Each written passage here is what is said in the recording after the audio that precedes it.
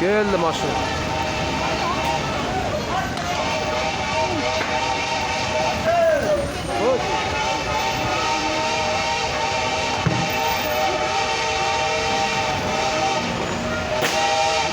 Uy bile.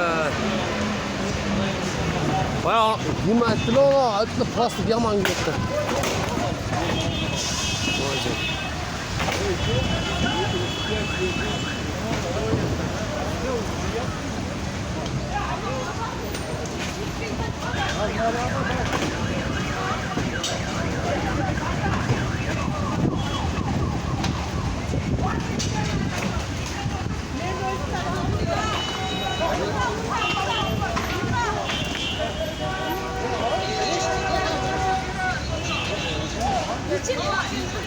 İçim oldu açıkça.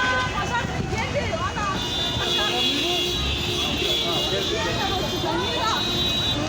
Oy bile, oy bile.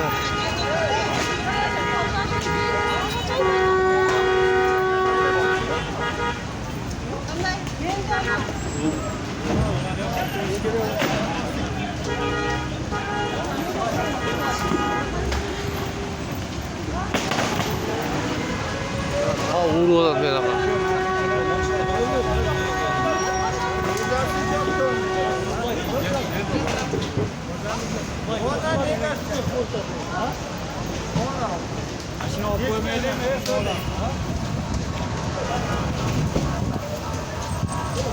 Vay be, akşam kar çok uzak.